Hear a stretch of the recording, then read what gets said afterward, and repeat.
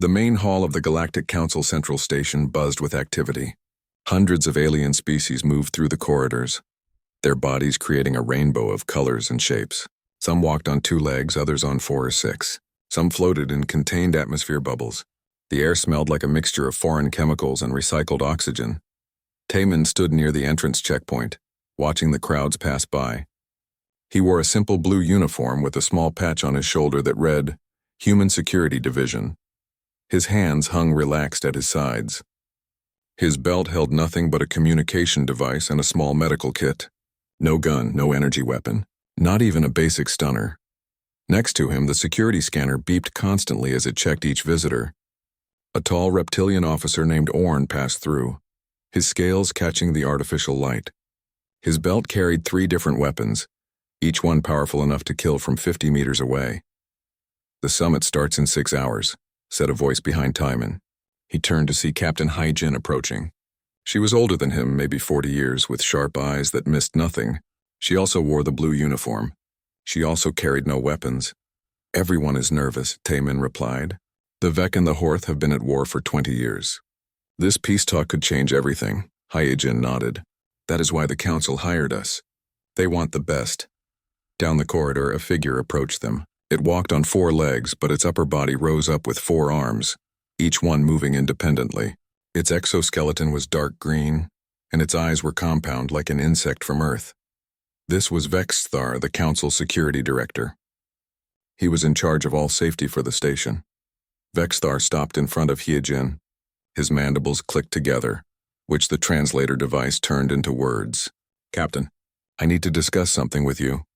Of course, Director, Hyjin said calmly. My scanners show that your team has arrived, Vexthar said. His compound eyes seemed to study her closely. All 43 humans are now on the station. That is correct. We are ready to begin our duties. Vexthar's mandibles clicked faster. The scanners also show that none of your team carries weapons. Not one. I assume this is an error in our system? Hyjin smiled slightly. No error, Director. We do not carry weapons. All 4 of Vexthar's arms moved in what looked like confusion. You are joking. This summit is extremely dangerous. The Vec and Horth have tried to kill each other many times. We expect assassination attempts. We expect violence. And you bring no weapons? We do not need weapons, Hyjin said. Her voice stayed calm and professional. We are the weapons. For a moment, Vexthar said nothing. Then he made a sound that the translator could not convert. Behind him, several alien security officers had stopped to listen. One of them, a being made of what looked like living crystal, actually laughed. This is insane, Vexthar said. Look around you, Captain. My officers carry plasma rifles. The Dendari guards have energy shields. The Koth mercenaries have sonic disruptors.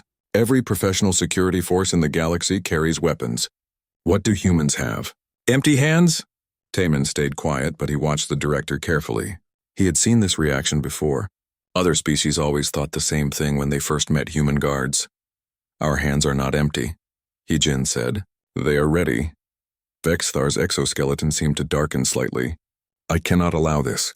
The council hired human security because of your reputation, but I am responsible for this station. I cannot let unarmed guards protect the most important peace summit in 20 years. Then test us, Hyjin said simply. Test you? Give us an assignment. Any assignment. If we fail, send us home. If we succeed, trust our methods. Vexthar's 4 arms crossed over each other. His mandibles clicked in a pattern that suggested thinking. Finally, he spoke. Fine, I will give you the outer perimeter. Docking bays 7 through 12. Low traffic, minimal risk. If anything happens there, it will be small. This is where I put new recruits. Understood, Hyjin said. She did not seem insulted. But know this, Vexthar continued.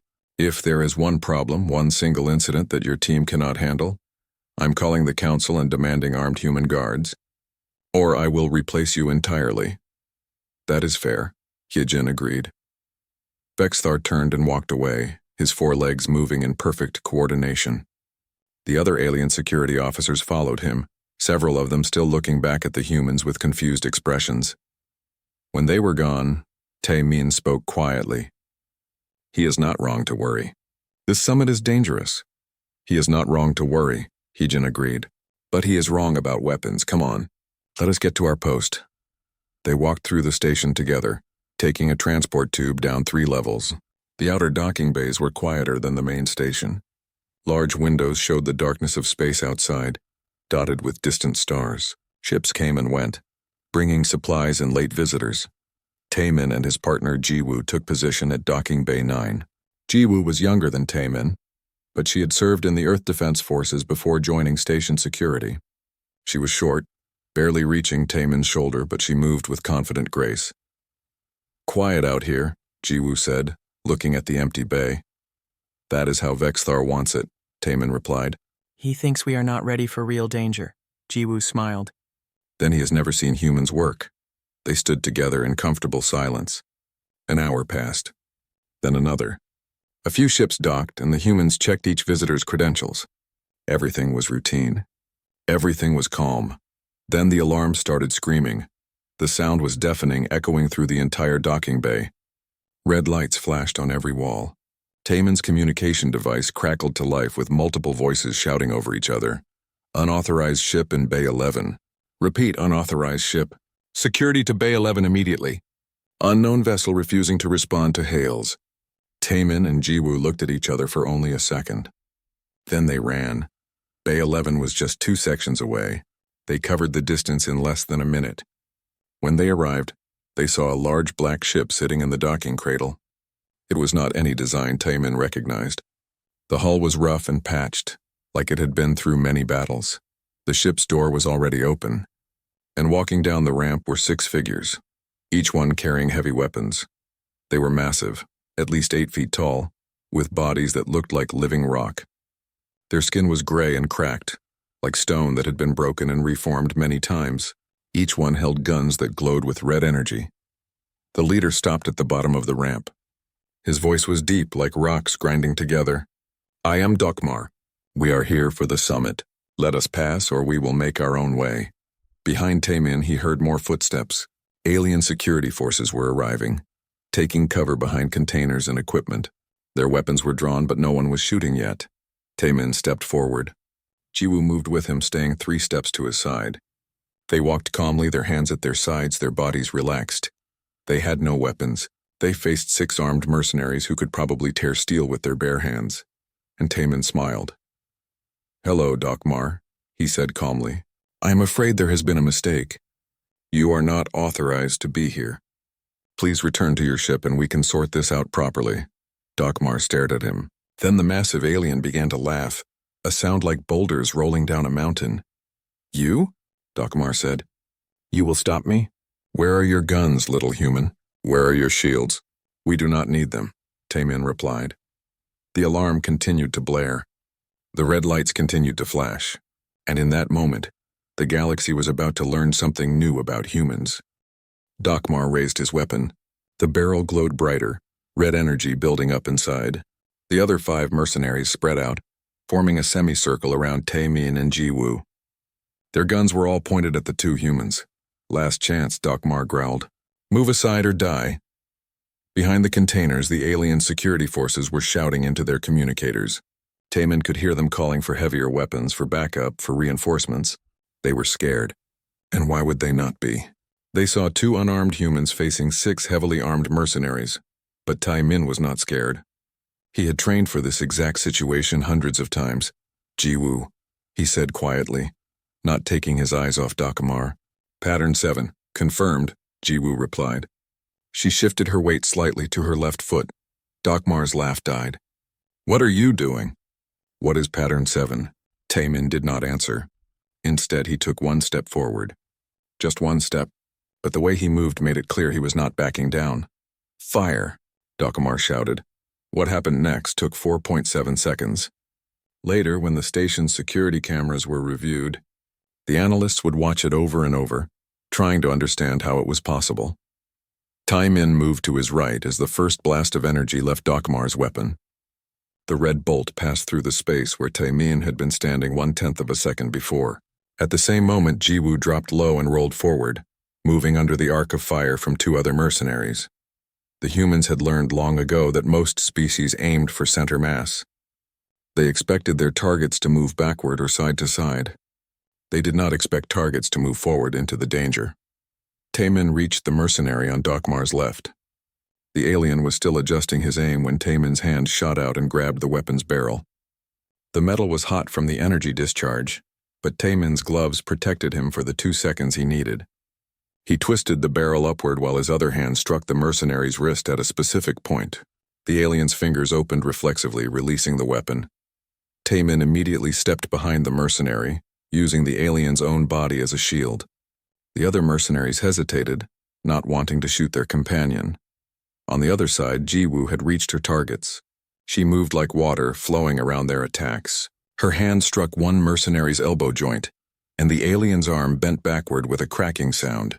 The weapon fell. Jiwoo caught it before it hit the ground, but she did not fire it. Instead, she threw it across the bay, far out of reach. "They are just 2, Dokmar shouted. "Kill them!"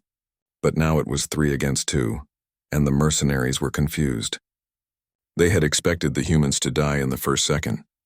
Instead, 2 of their weapons were gone, and one of their members was injured. Taemin released the mercenary he was holding and moved again. He slid under a wild swing from another alien and came up inside the creature's guard. His fist struck twice, both hits landing on nerve clusters that human combat instructors had mapped for hundreds of different species. The mercenary's legs buckled and he fell forward. Jiwoo was dancing between the remaining 2 mercenaries who stood next to Dokmar. They were trying to track her, but she was too fast. She grabbed one's arm and used the alien's own momentum to flip him over her hip. The creature crashed into a cargo container with a loud bang that left only Dokmar standing. His 5 companions were on the ground, groaning in pain or completely unconscious. The entire fight had lasted less than 5 seconds. Dokmar stared at Taemin and Jiwoo. His weapon was still in his hand, but he seemed frozen. "Drop the weapon," Taemin said. His breathing was slightly faster, but his voice was still calm. "This is over. You are not armed," Dokmar said. He sounded confused, like he could not understand what had just happened. "How did you—" "We told you," Jiwoo said. "We do not need weapons." Dokmar looked at his fallen companions. Then he looked at the alien security forces that were now emerging from behind cover. Their weapons trained on him. Slowly, he set his gun on the ground. "We surrender," he said quietly. The alien security officers moved in quickly, placing restraints on all 6 mercenaries. A team of medics arrived to check on the injured ones. The docking bay filled with activity and voices. Through it all, Taemin and Jiwoo stood together, their hands empty again, their breathing returning to normal. A transport tube opened and Captain Heejin stepped out. Behind her came Director Vexthar, his forearms moving in agitation. They walked across the bay together, stopping in front of Taemin and Jiwoo. "Report," Hyejin said. 6 unauthorized individuals attempted to force entry to the station, Taemin said. "We neutralized the threat. No fatalities. 3 injuries to the attackers, all minor. 0 damage to station property." Vexthar's mandibles clicked rapidly. "I watched the security feed. I saw everything. This is not possible. You had no weapons. They had guns. They were twice your size. How did you do this?" "Training," Jiwoo said simply. "Training?" Vexthar's voice went higher. "My officers have training. They trained for years, but they would not face 6 armed attackers with empty hands. That is not training. That is suicide." "For most species, yes," Hyejin said. She had been watching the recordings on a portable display. "But humans are different." "Different how?" Vexthar demanded. Hyejin gestured to the nearest mercenary, who was now sitting up, his arm in a medical sling. "That one weighs approximately 200 kilograms. He has natural armor plating. His species is known for being nearly impossible to hurt in hand-to-hand combat." "Yes," Vexthar said, "which is why my officers would use weapons against him." "But weapons can jam," Hyejin said. "Weapons can run out of power. Weapons can be taken away, as my officers just demonstrated. And most importantly, weapons escalate situations.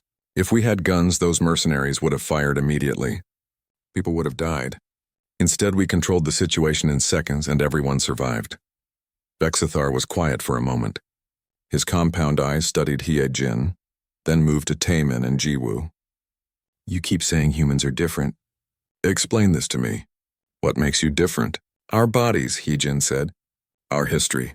Our way of thinking.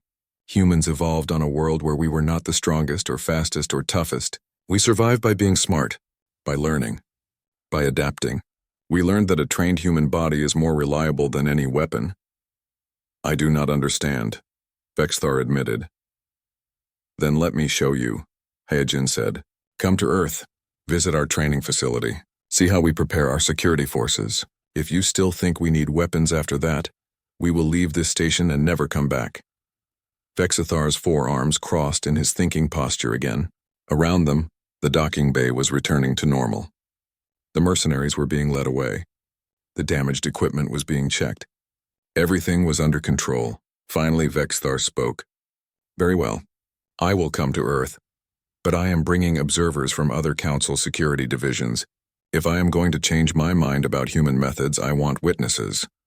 That is acceptable, Hyojin said. They scheduled the visit for 2 days later. That would give them time after the summit concluded. For now, Taemin and Jiwoo returned to their posts. The rest of the shift passed without incident.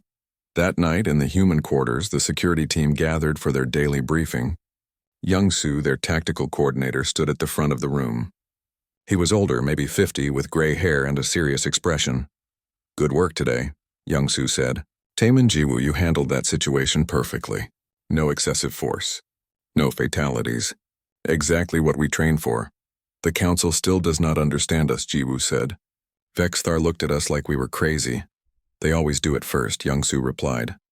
Every species we work with has the same reaction. They see our empty hands and think we are weak or stupid. Then they see us work and they think we are magic or monsters.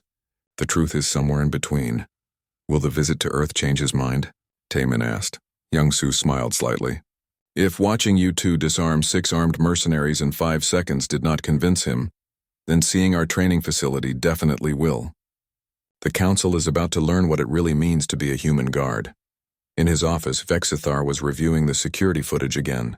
He watched Taemin move. He watched Jiwoo flow around attacks. He watched 2 unarmed humans defeat 6 armed opponents in less time than it took most beings to draw their weapons. His mandibles clicked in confusion and growing respect.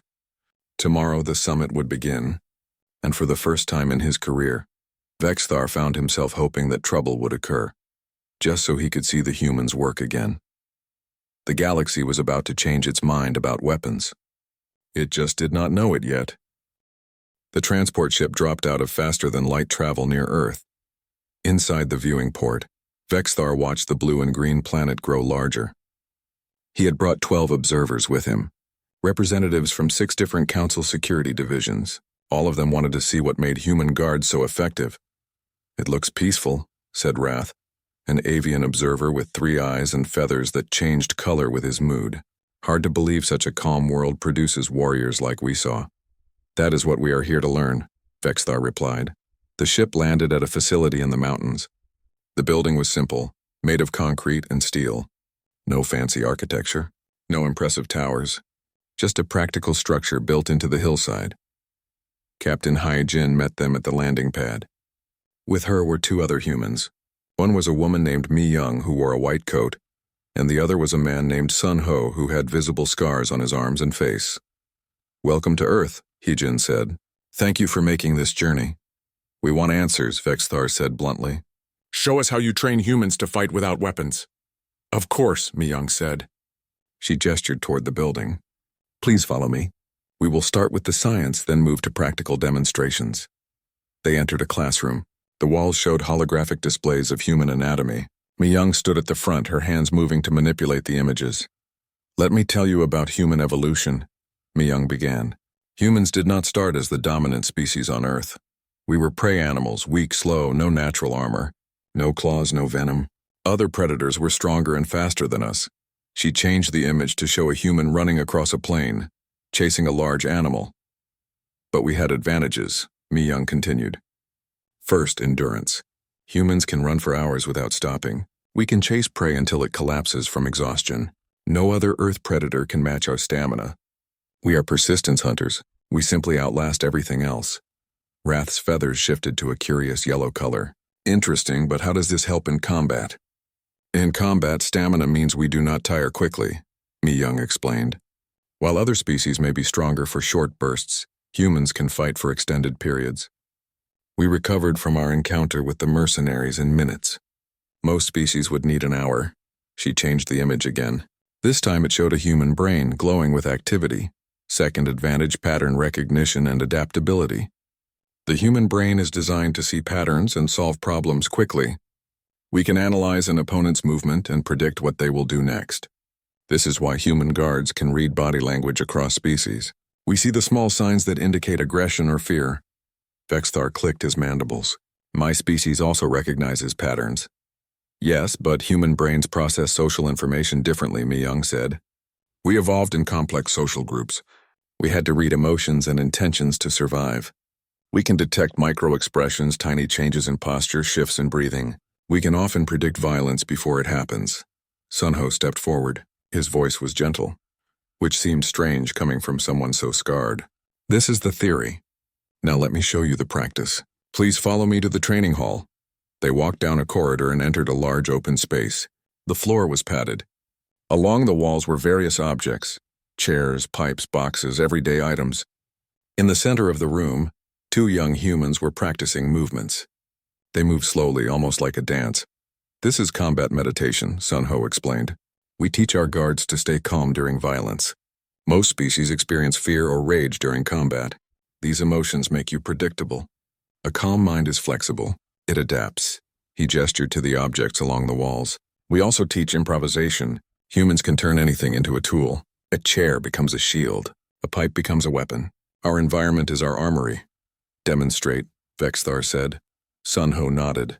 He called over one of the young trainees, a man named Kyung-min. Attack me. Any method you choose. Kyung-min moved fast, throwing a punch toward Sunho's face. Sunho's hand moved, redirecting the punch past his head. His other hand touched Kyung-min's wrist, then his elbow. Kyung-min's body rotated, his balance broken. He fell to the padded floor. I used his own force against him, Sunho explained. I did not block. I did not match strength with strength. I redirected. This is a core principle of human combat. We do not fight force with force. We flow around it. He helped Kyung-min stand up. Again? This time with a weapon. Kyung-min picked up a training knife from a nearby rack. He attacked again, the blade moving towards Sunho's chest. Sunho stepped to the side, his hand catching Kyung-min's wrist. He twisted and the knife fell. Then Sunho's hand touched 3 points on Kyung-min's arm and the young man's entire arm went limp. Pressure points, Sunho said. Every species has them. Nerves that, when struck correctly, cause temporary paralysis or pain. Human guards study alien anatomy. We know where to strike. The observers were watching closely now. Wrath's feathers had turned purple, indicating deep interest. But you are demonstrating on another human, one observer said. That mercenary from the station was much larger and stronger than your guards. How does this work against superior strength? Watch, Sunho said. He turned to Mi-young. May I? Mi-young smiled and pressed a button on the wall. A large robot emerged from a side room. It was shaped like the rock mercenaries from the station, easily 8 feet tall and built from dense metal. This training robot has the same weight and strength ratio as a court warrior, Sunho explained. It will attack me with full force. Let me show you how size does not matter when you understand leverage. The robot activated and immediately charged at Sunho. Its metal fist swung in a wide arc, fast enough to create a whistling sound in the air. Sunho did not try to block. He moved inside the arc, getting close to the robot's body. His hands touched the robot's elbow joint and shoulder. He pulled down while pushing up. The robot's own momentum worked against it. Despite weighing 3 times what Sunho weighed, the robot flipped over and crashed onto its back. The observers made various sounds of surprise. Weight and strength matter in a direct contest, Sunho said, breathing slightly faster. But combat is not a direct contest. It is about angles, leverage, and timing. A human who understands these principles can defeat opponents much larger than themselves. Vexthar moved closer to the robot, examining where Sunho had touched it. You made it seem easy. It is not easy, Sunho admitted. I have trained for 20 years. But that is the point. We invest time in training so that our bodies become reliable tools. A weapon can fail. Training does not fail. Show us more, Wrath said. His 3 eyes were focused intently. For the next 2 hours, Sunho and other instructors demonstrated various techniques. They showed how humans train to fight multiple opponents. They showed how humans use the environment. They showed how humans de-escalate situations just by the way they stand and speak. Finally, they gathered back in the classroom. Mi-young pulled up a graph on the holographic display. This is data from the last 50 years of human security operations, she said. Events protected by human guards have 90% fewer casualties than events protected by armed forces. Not because we are better fighters, but because our methods change the psychology of confrontation. Explain, Vexthar said. When you see armed guards, you respond with weapons, Mi-young said. It is natural. You match force with force. But when you see unarmed guards, you hesitate. You wonder why they are confident. You think twice before attacking. And if you do attack, you quickly learn that these unarmed guards are more dangerous than armed ones, because they have spent years training their own bodies instead of relying on technology. She changed the display to show Taimin and Jiwoo fighting the mercenaries. Look at this footage again. My colleagues controlled that situation in seconds because they were faster than the mercenaries could think. No weapon draws faster than a trained human can move. No shield blocks faster than a human can strike. And no technology matches the adaptability of a human mind in combat. Vexthar was quiet for a long time. His forearms moved in complex patterns, a sign of deep thought. Finally he spoke. I came here skeptical. I thought humans were foolish or arrogant to refuse weapons. But now I understand. You have made yourselves into weapons. Your training is your technology. That is correct, Heejin said. But there is one thing I still do not understand, Vexthar continued. Why? Why choose this harder path? It would be easier to carry guns like everyone else. Sunho answered, his scarred face serious. Because we learned from our history. Earth has thousands of years of warfare. We learned that weapons escalate conflicts. We learned that the goal of security is not to kill efficiently, but to protect effectively. We learned that true strength is not the ability to destroy, but the discipline to control. And we learned, Hyojin added, that when you show up armed, people see a threat. But when you show up confident and unarmed, people see a professional. That changes everything. Vexthar's mandibles clicked in what might have been respect. I need to return to the station. The summit continues, but I would like to send some of my officers here for training. We would welcome them, Hyojin said. As the observers prepared to leave, Wrath approached Hyojin privately. There is one more thing, the avian said. The alarm screamed through every corridor of the council station. Red emergency lights bathed the walls in a pulsing glow. In the main summit hall, delegates from both the Vec and Horth species stood frozen, their peace negotiations forgotten. Vexthar ran toward the hall, his 4 legs moving as fast as possible. Through his communication device, he heard chaos, shouting, energy weapons firing, and something else, something worse. Weapons are not working, an officer screamed through the channel. Plasma rifles, energy shields, everything is dead. Vexthar burst into the outer security corridor. What he saw confirmed his worst fears. 20 of his best officers were retreating, backing away from the summit hall entrance. They held their weapons, but the power indicators were dark. Dead. What is happening? Vexthar demanded. His second in command, a crystalline being named Kresh, turned to him. Fear was evident in the way his body's light flickered. The attackers have some kind of field technology. It drains all energy weapons within 50 meters. Our shields are down. Our guns are useless. We cannot stop them. Through the doorway, Vexthar could see the attackers, 15 figures in dark armor, each one radiating a faint shimmer. The shimmer was the field that killed all technology. Leading them was a figure larger than the rest. This was Bitcore, a known terrorist leader. His species was already naturally resistant to energy weapons. With this technology, he was nearly invincible. The delegates are trapped inside, Kresh said. Bitcore is moving toward them. If we go in without weapons, he will kill us all. Vexthar's mandibles clicked in frustration. Then he remembered something. He activated his communication device. Where are the humans? Where is Captain Hyojin? Last location was Corridor 7, 3 levels down, Kresh replied. Get them here. Now, Vexthar ordered. But sir, they have no weapons either. How will they help? Just get them. 60 seconds later, the transport tube opened. Captain Hyojin stepped out, followed by Taemin, Jiwoo, and 8 other human guards. They assessed the situation instantly, their eyes taking in every detail. Energy dampening field? Hyojin asked. Yes, Vexthar said. Our weapons are useless. The attackers have complete advantage. Hyojin's expression did not change. She turned to her team. Standard protocols. Junki, you are on stealth. Sora, you handle medical and defensive. Everyone else, pattern 12. The humans nodded. No fear in their faces. No hesitation. You cannot be serious, Kresh said. You will die in seconds. We will see, Hijin said calmly. She turned to Vexthar. Keep your officers here. They will only get in our way. Before Vexthar could respond, the humans moved. Jungi went first. He was thin, smaller than the other humans, and he moved like smoke. He slipped through the doorway, staying low and close to the walls.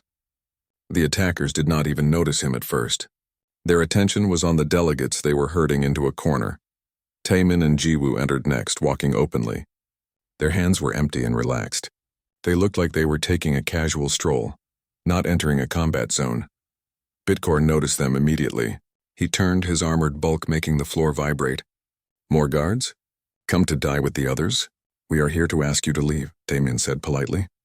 You are not authorized to be here. Bitcore laughed. The sound echoed off the walls. Look around you, human. Your energy weapons do not work. Your technology has failed. What will you do? Throw harsh words at me? If necessary, Jiwoo said. Two of Bitcore's soldiers moved toward the humans. They were confident. Knowing their shields made them immune to almost all attacks. They raised their physical batons ready to simply club the humans down. What happened next shocked everyone in the room. Taemin stepped into the first soldier's swing. His hand caught the baton mid-strike, then twisted. The soldier's wrist rotated, the bones grinding. The baton fell. Taemin's other hand struck the soldier's neck just below the armor line. The soldier collapsed. Jiwoo moved like water around the second soldier. The attacker's baton hit only air. Jiwoo's hands were faster, striking 3 times in 2 seconds. Knee joint, elbow nerve cluster, temple. The soldier fell and did not get up. Their shields do not work against physical attacks, Hyejin said, walking into the room behind her team. The dampening field only affects energy. But hands and feet? Those work just fine, Bitcore roared in anger. Kill them all! The remaining soldiers charged. 13 armored attackers against 10 unarmed humans. The observers in the corridor watched what happened next with disbelief. Jungi had reached a position behind the attackers. He moved from shadow to shadow, using the room's pillars and equipment as cover. When a soldier turned away, Jungi struck. Fast hits to nerve points. The soldier dropped. Jungi disappeared again before anyone could react. Sora, the medic, had positioned herself near the delegates. When 2 soldiers tried to grab a Vec diplomat, she intercepted. Her movements were defensive, focused on protection rather than aggression. She blocked, redirected, and used the soldiers' own momentum against them. Within seconds, both soldiers were on the ground and the delegates were safe behind her. Taemin and Jiwoo worked together like they shared one mind. When an attacker focused on one, the other struck from the side. They used the soldiers' armor against them, grabbing plates and using them as leverage points to throw the much heavier attackers off balance. The other human guards moved through the chaos with practiced efficiency. They did not waste movement. Every step had purpose. Every strike landed on a weak point. Humans had studied alien anatomy for decades. They knew exactly where each species was vulnerable. In 2 minutes, 11 of the 15 attackers were down. The remaining 4 retreated toward Bitcore, who stood in the center of the room, his massive form radiating rage.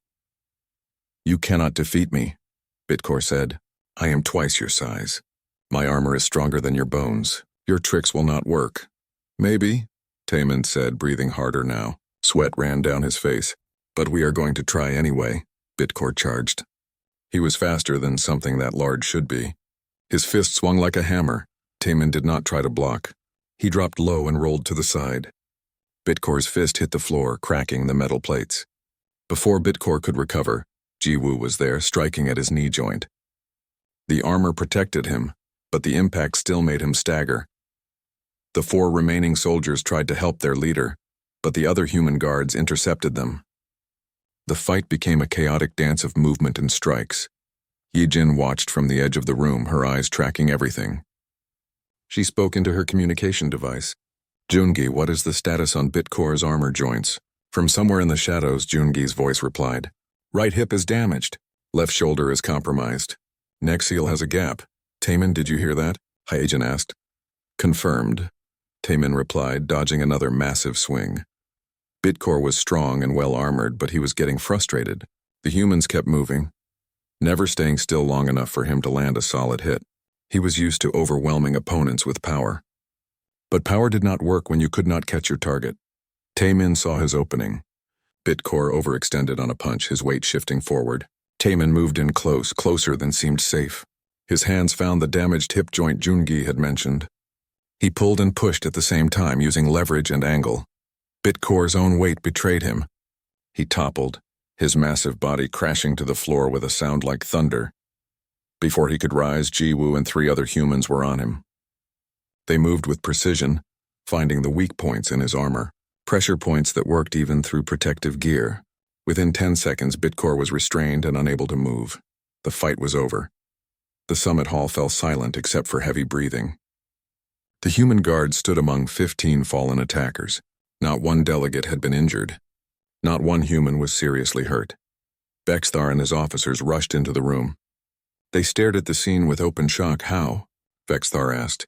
How is this possible? Heejin was checking on her team, making sure no one was injured. We told you. We do not need weapons. We trained for exactly this scenario. Technology fails. Energy weapons stop working. Shields go down. But human training? That never fails. Sora was already treating minor injuries on both the delegates and the fallen attackers. All attackers are alive, she reported. Bruises, some nerve damage that will heal, 1 broken wrist. No fatalities. You defeated them without killing anyone? Kresh asked, his crystalline body shimmering with confusion. That is the goal, Hyejin said. Security is not about killing efficiently. It is about protecting everyone, including the attackers when possible. Bitcore groaned from the floor. Impossible. Your species is small, weak. We are stronger. Strength is not everything, Taemin said, standing over him. We learned that thousands of years ago. You should learn it too. Station security forces arrived to take the prisoners. Medical teams checked everyone. The delegates, shaken but unhurt, began thanking the human guards. Vexthar approached Hyejin. His forearms moved in a gesture of respect. I was wrong. I was wrong about weapons. I was wrong about humans. I was wrong about everything. You were not wrong to be cautious, Hyejin said. You were protecting your station. But now you understand. Weapons are tools. Training is foundation. Tools can fail. Foundation never does. 3 days after the attack, the Galactic Council held an emergency session. Representatives from 200 species filled the Great Chamber. At the center podium stood Director Vexthar, with Captain Hyejin beside him. The room buzzed with conversation. Everyone had heard about the attack. Everyone had heard how human guards defeated 15 armored terrorists without weapons.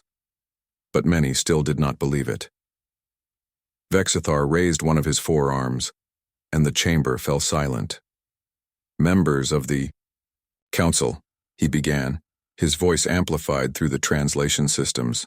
I called this session to discuss security protocols, specifically to discuss human security methods and why I was wrong to doubt them. Murmurs rippled through the audience. Vexthar was known for never admitting mistakes. For decades, our security forces have relied on weapons. Better guns, stronger shields, more advanced technology. We believed that security meant having superior firepower. He paused. The recent attack proved how wrong we were. When our technology failed, we were helpless. But the humans, they were not. He gestured to Hyejin. Captain, please explain to the Council why human guards arrive unarmed. Hyejin stepped forward. She looked calm, as always. Thank you, Director. Council members, I will tell you what I told Director Vexthar when we first met. We do not carry weapons because we are the weapons. A delegate from the Horth species stood up. That is arrogance. You are smaller than most species. Weaker. How can you claim to be weapons? Let me explain our history, Hyejin said. Earth has experienced thousands of years of warfare. We fought with sticks, then swords, then guns, then nuclear weapons. Each time our weapons got more powerful, our wars got more deadly. We killed millions of our own species. The chamber was quiet now. Everyone was listening. Eventually, we learned something important. Hyejin continued. Weapons do not create security. They create escalation. When one side has guns, the other side gets bigger guns. When one side has shields, the other side develops shield penetrators. The cycle never ends. So we asked ourselves a question. What if we removed weapons from the equation? What if we focused on training instead? She manipulated a control pad, and holographic images appeared above the chamber. They showed human guards in training, running, fighting, studying. We discovered that a well-trained human body is more reliable than any weapon. Hyojin said, a gun can jam, a shield can fail.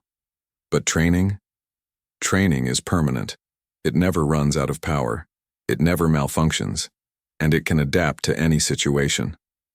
Another delegate stood. This one was crystalline, like Kresh. But training takes years.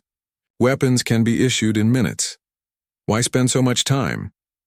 Because that time investment creates something weapons cannot, Hyojin replied. It creates judgment. A weapon in the hands of a scared or angry person is dangerous to everyone, but a trained person has discipline. They can choose when to fight and when not to. They can end conflicts without casualties. Taemin entered the chamber, along with Young-Soo and several other human guards. They took positions around the room, demonstrating exactly what Hyojin meant. They stood calmly, their hands empty, but everyone could feel their presence. Young-Soo spoke next. He was the tactical coordinator, older and experienced. Let me show you data, he said. Graphs and numbers appeared in the holographic display. Over the past 50 years, events protected by human guards have had 90% fewer casualties than events protected by armed forces. Not because we are better at killing, but because we are better at preventing violence in the first place. How? Asked Wrath, the avian observer who had visited Earth. How do unarmed guards prevent violence? Psychology, Young-Soo explained. When you see armed guards, your instinct is to match that force. You bring weapons too. The situation escalates. But when you see confident, unarmed guards, you hesitate. You wonder why they are confident. You think twice. And if you do attack, you quickly learn that these humans are more dangerous than any weapon. He changed the display to show footage of the recent attack. The council members watched as 10 human guards defeated 15 armored terrorists in minutes. Notice what you do not see in this footage, Young-Soo said. You do not see humans trying to match strength with strength. You see us using leverage, timing, and knowledge of anatomy. We studied every species in this council. We know your weak points, we know how you move, we know how to stop you without killing you. A new voice spoke from the back of the chamber. It was Orn, the reptilian council member who had been skeptical from the beginning. He walked slowly to the center, his scales catching the light. I have watched humans for the past week, Orn said. I have seen them work. I have studied their methods. And I have realized something. They have mastered what we have forgotten. The chamber waited. What is the purpose of security? Orn asked. Is it to kill efficiently? No. It is to protect, to prevent harm, to preserve life. Humans understand this in a way we do not. They show up unarmed because carrying weapons changes your mindset. It makes killing easy. But when your only tools are your hands and your mind, you must work harder to find peaceful solutions. He turned to face Vexithar. I support the director's proposal. We should integrate human training protocols into all council security divisions. Another delegate stood, then another. Soon dozens of council members were on their feet, voicing support. Vexthar's mandibles clicked in satisfaction. Then it is decided. Captain Hyojin, will your people help us train our guards? Of course, Hyojin said. But understand what you are asking. Our training is not easy. It takes years to reach basic competency. It requires discipline and patience. Many of your guards will quit. Some will fail. But those who complete the training will be better protectors than any armed force. We accept those terms, Vexthar said. Over the next weeks, human instructors arrived at the council station. They set up training facilities on 3 different levels. Guards from dozens of species began learning human methods. It was difficult at first. Aliens who were used to relying on weapons struggled to trust their own bodies. They had to learn entirely new ways of thinking about combat and security. Sun Ho, the scarred instructor from Earth, taught alien guards about leverage and balance. Mi-young taught them about anatomy and physiology across species. Hee-jin taught them about reading body language and de-escalating situations. Tai-min found himself training a young guard from the crystalline species. The guard's name was Resh, and he was frustrated. "I am too slow," Resh said after another failed training exercise. "My species is not built for speed like yours." "That is fine," Tai-min said patiently. "Speed is not everything. Your species has natural armor. You can take hits that would injure me. We just need to find your advantages and build on them." They worked together for hours, finding techniques that worked with Resh's crystalline body structure. Slowly, Resh began to improve. "I understand now," Resh said one day. "Human training is not about making everyone fight like humans. It is about teaching each person to use their own strengths effectively." "Exactly," Tai-min said, smiling. Months passed. The training program grew. More species joined. The council station became a hub for the new security protocols. One day, Vexthar and Hee-jin stood in the observation room, watching mixed teams of humans and aliens training together below. "I need to ask you something," Vexthar said. "Something that has bothered me since the beginning." "What is it?" Hee-jin asked. "Why do you stay calm when facing danger?" Vexthar asked. "How do you walk into threats unarmed without fear?" Hee-jin thought for a moment. "We do feel fear. We are not machines. But we trust in something stronger than weapons. We trust in our training. We trust in knowing that we prepared for this exact situation hundreds of times. We trust that our skills will be enough." "And if your skills are not enough?" Vexthar asked. "What if you face something you cannot defeat?" "Then we adapt," Hee-jin said simply. "That is what humans do best. We learn, we adjust, we find new solutions. That is why we train without weapons, because the moment you depend on technology, you stop thinking creatively. But a human who only has their body and mind, that human never stops adapting." Vexthar watched the training below. A human guard was teaching a Horth diplomat how to fall safely. They were laughing together.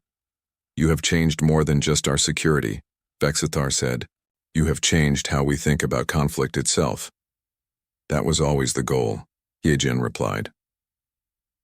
A year later, the transformation was complete. Council security forces still carried weapons, but they rarely drew them. They had learned that presence, confidence, and training prevented most violence before it started. Tai-min stood at his usual post near the docking bays. Next to him was Resh, now a fully trained guard. A ship was arriving with important diplomats. "Remember," Tai-min said quietly, "watch their body language. Look for signs of stress or aggression." "I see it," Resh said. "That delegate in the blue robe. His shoulders are tense. He is worried about something." "Good observation," Tai-min said. "Let us approach him calmly. Maybe we can help." They walked over to the delegate, moving slowly and non-threateningly. Their hands were empty and visible. "Excuse me," Tai-min said politely. "You seem concerned. Is there anything we can help with?" The delegate relaxed slightly. "I received a threat before coming here. I am worried about my safety.